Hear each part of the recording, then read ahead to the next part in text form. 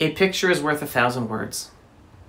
This picture is from 2 frames from Israeli channel 13 News last night. The top frame, reporting on some of the post-Jewish holiday Simchat Torah celebrations last night that were against the corona regulations, meaning too many people close together. The bottom frame is the reporting on the thousands of anti-Netanyahu protesters that were out protesting at hundreds of locations across Israel last night. Note, no, they did not talk about how some of the protests, like the massive 15-kilometer march in Tel Aviv, were also going against the corona regulations. People are only allowed to go the most a kilometer away from their homes. Just another example of how the mainstream media is part of the problem. Their reporting is blatantly skewed to support the anti-Netanyahu protests, while making out the religious to be the problem. Sounds familiar to the US reporting on Trump? Well, we are experiencing a similar process. The left gets a pass from the media because the media supports the left. Period.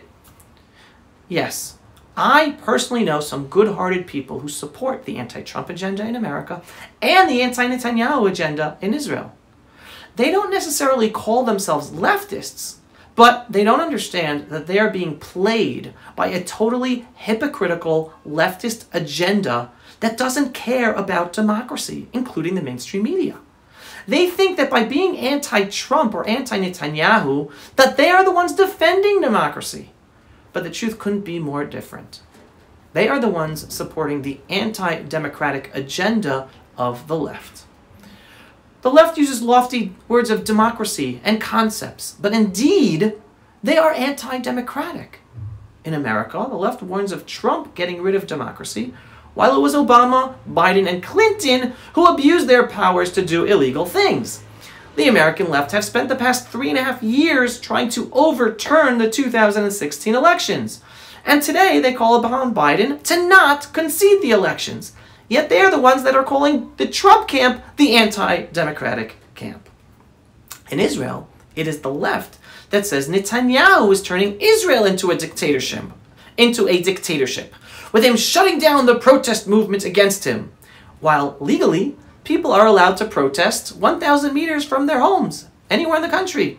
Hence, he is not stopping the protest movement, just trying to come up with the restrictions to keep people safe from the coronavirus.